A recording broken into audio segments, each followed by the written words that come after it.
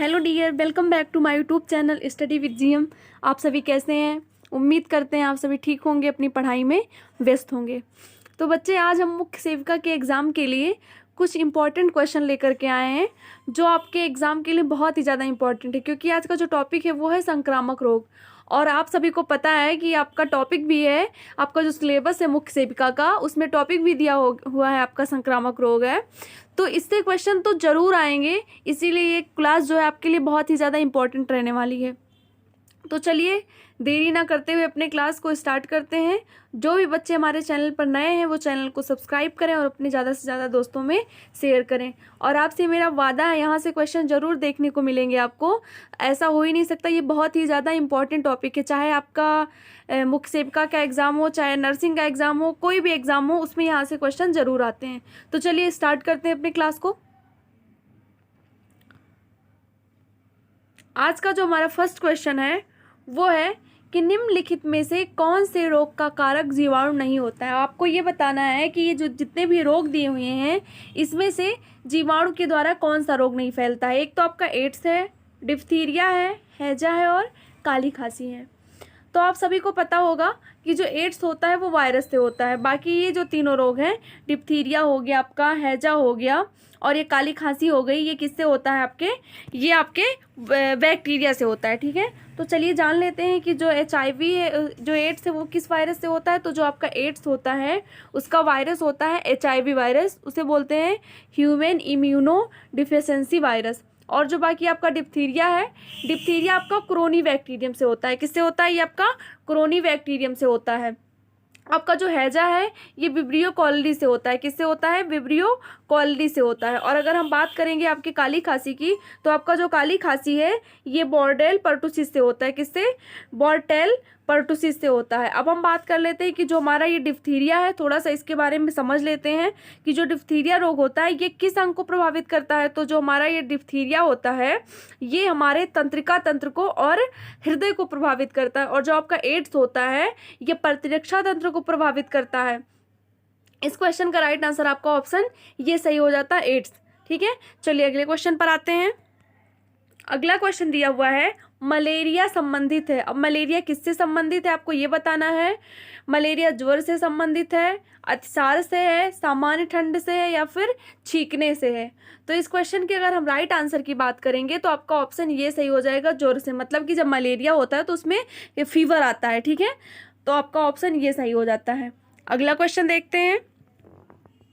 अगला क्वेश्चन जो दिया है आपका वो दिया है कि चेचक के होने का कारण बताना है कि चेचक जो है वो किस वायरस से होता है, आपको ये बताना है। तो इसमें ऑप्शन दिया हुआ है rubeola virus, myxo virus, variola virus या फिर वेरिसेला वायरस। तो इस क्वेश्चन के अगर हम राइट आंसर की बात करेंगे तो आपका यहाँ पर आंसर जो है वो सी सही हो जाता है, वेरियोला वायरस। चेचक जो है वो किस वायरस से होता है? तो आपका वेरियोला वायरस से होता है। अगला क्वेश्चन देखते हैं। अगला क्वेश्चन दिया हुआ है कौन सा रोग रक्तदान द्वारा नहीं फैलता है। इसका मतलब ये है कि कौन सा ऐसा रोग है जो ब्लड ट्रांसमिटेड नहीं है, कि ब्लड के द्वारा नहीं फैलता है। मलेरिया, हेपेटाइटिस, टाइफाइड या फिर HIV। तो आपका मलेरिया है ये भी ब्लड से फैलता है। जैसे कोई भी अगर मलेरिया वाला पेशेंट है, उसको मच्छर ने काटा, ठीक है, और फिर किसी नॉर्मल पेशेंट को, मतलब किसी नॉर्मल व्यक्ति को काट लिया, तो वो क्या हो जाएगा? वो भी इन्फेक्टेड हो जाएगा। तो ये भी आपका ब्लड से फैलता है। बाकी आपका हेपेटाइटिस हो गया, ये भी ब्लड से फैलता है। HIV हो गया, ये भी आपका है ब्लड हो गया, ठीक है, सेक्सुअल ट्रांसमिटेड हो गया। लेकिन जो टाइफाइड है ये ब्लड के द्वारा नहीं फैलता। तो यहाँ पर आपका ऑप्शन सी सही हो जाता है। ठीक है, चलिए अगर इसके बात कर लें कि इसका टाइफाइड जो बैक्टीरिया के द्वारा होता है, उस बैक्टीरिया का नाम क्या है? तो इस बैक्टीरिया का नाम है साल्मोनेला टाइफी। चलिए अगले क्वेश्चन पर आते हैं। अगला क्वेश्चन कह रहा है कौन सा रोग मच्छर वाहित नहीं है। आपको ये बताना है कि इनमें से ऐसा कौन सा रोग है जो मच्छर के द्वारा नहीं फैलता है। तो आपका मलेरिया है, स्लीपिंग सिकनेस है, फाइलेरिसिस है और डेंगू ज्वर है। तो आपके राइट आंसर की बात करेंगे, आपका ऑप्शन बी सही हो जाएगा, स्लीपिंग सिकनेस। स्लीपिंग सिकनेस जो है वो ट्रिपेनोसोमा गैम्बियान से फैलता है। किससे? ट्रिपेनोसोमा गैम्बियान से फैलता है स्लीपिंग सिकनेस। और बाकी आपका मलेरिया हो गया, फाइलेरिसिस हो गया, डेंगू हो गया, ये सब मच्छर से होते हैं। इनका वाहक मच्छर होता है, लेकिन जो आपका स्लीपिंग सिकनेस है उसका वाहक ट्रिपेनोसोमा गैम्बियान्स होता है। चलिए अगले क्वेश्चन पर आते हैं। अगला क्वेश्चन दिया हुआ है कौन सा टाइगर मच्छरों द्वारा संचारित नहीं होता। इनमें आपको बताना है ऐसा कौन सा रोग है जो टाइगर मच्छर के द्वारा नहीं होता है। तो अब जान लीजिए कि टाइगर मच्छर क्या होता है। टाइगर मच्छर जो है वो एशियन टाइगर मच्छर होता है। उससे आपका जीका वायरस हो गया, आपका चिकनगुनिया हो गया, डेंगू हो गया, पीत ज्वर हो गया, ये सब किससे फैलता है, ये सब आपके टाइगर मच्छर से फैलता है। लेकिन अगर हम बात करेंगे कि जो जापानी एंसेफेलाइटिस है, जो जापानी एंसेफेलाइटिस है, ये आपका टाइगर मच्छर द्वारा नहीं फैलता है। तो यहाँ पर आपका ऑप्शन ये सही हो जाता है। चलिए अगले क्वेश्चन पर आते हैं। अगला क्वेश्चन दिया हुआ है कि पोलियो का टीका सबसे पहले किसने तैयार किया था। जोसेफ लिस्टर ने, लुई पास्चर ने, जॉन साल्क ने या फिर पॉल एहरलिच ने। अगर हम इसके राइट आंसर की बात करेंगे तो आपका ऑप्शन सी सही हो जाता है, जॉन साल्क ने। और अगर हम बात करेंगे ओरल पोलियो वायरस, तो ओरल पोलियो वायरस के टीके की जो खोज की थी वो की थी अल्बर्ट सेविन ने। ठीक है, चलिए अगले क्वेश्चन पर आते हैं। अगला क्वेश्चन है आपका, डेंगू बुखार में मानव शरीर में किसकी कमी हो जाती है। जब आपको डेंगू होता है मतलब किसी भी पेशेंट को, तो उसमें किसकी कमी हो जाती है, जल की, प्लेटलेट्स की, हीमोग्लोबिन की या फिर शर्करा की। तो अगर इसके राइट आंसर की बात करेंगे तो यहाँ पर आपका ऑप्शन बी सही हो जाता है, प्लेटलेट्स की। अगला देखते हैं। अगला क्वेश्चन कह रहा है कि ऐसा कौन सा रोग है जो दूध के द्वारा फैलता है। आपका टीबी है, डिप्थीरिया है, पीलिया है या फिर इनमें से कोई नहीं। तो इस क्वेश्चन के अगर हम राइट आंसर की बात करेंगे तो यहाँ पर जो हमारा आंसर है वो हो जाता है आपका टीबी।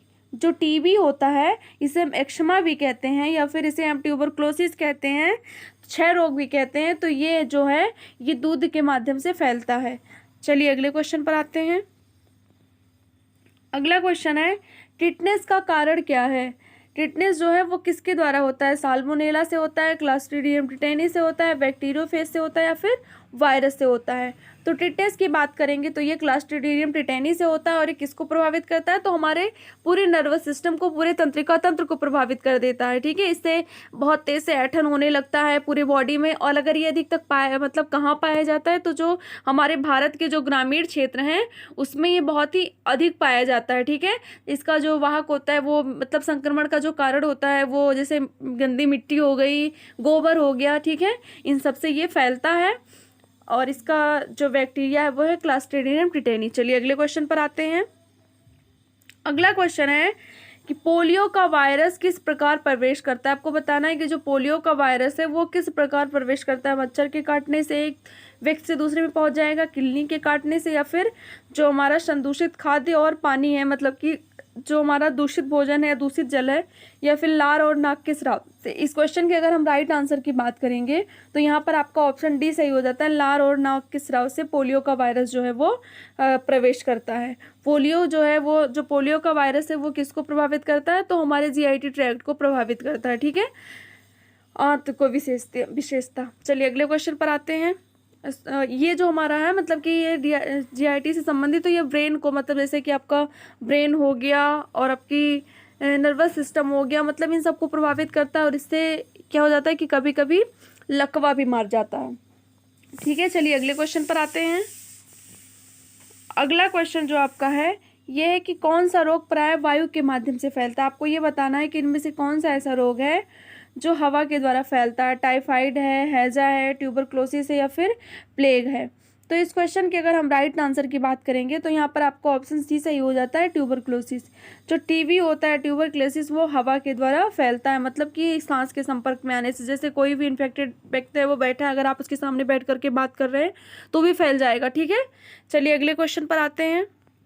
अगला क्वेश्चन है आपका, एड्स वायरस नाश करता है शरीर की आरबीसी को, लीवर को, प्रतिरक्षा तंत्र को या फिर पाचन तंत्र को। तो एड्स का जो वायरस है वो आपके इम्यूनिटी सिस्टम, प्रतिरक्षा तंत्र को प्रभावित करता है। चलिए अगले क्वेश्चन पर आते हैं। अगला क्वेश्चन है आपका, वायरल संक्रमण से होने वाला रोग है। आपको बताना है कि ऐसा कौन सा रोग है जो वायरस से होता है। मलेरिया है, टाइफाइड है या फिर ए एंड बी दोनों है या फिर जुकाम है। तो इस क्वेश्चन के राइट आंसर की बात करेंगे तो इस क्वेश्चन का राइट आंसर आपका ऑप्शन डी हो जाता है, जुकाम। जुकाम जो होता है वो राइनो वायरस से होता है और बाकी आपका मलेरिया और टाइफाइड जो है बैक्टीरिया से होता है। अगला देखते हैं। अगला क्वेश्चन है, टाइफाइड किसके द्वारा होता है? वायरस से होता है, बैक्टीरिया से होता है, प्रोटोजोआ से होता है, फंजाई से होता है? तो टाइफाइड जो है आपका वो बैक्टीरिया से होता है। इसका नाम है साल्मोनेला टाइफी। इसके बैक्टीरिया का नाम क्या होता है? Salmonella typhi. तो बस बच्चे आज के लिए इतना ही। फिर हम मिलते हैं अगली क्लास में एक महत्वपूर्ण और बेहतरीन सेशन के साथ मिलेंगे। आपका मैराथन क्लास भी चलवाया जाएगा जिसमें मैक्सिमम क्वेश्चन रहेंगे जिससे आप अपना प्रैक्टिस कर सकते हैं।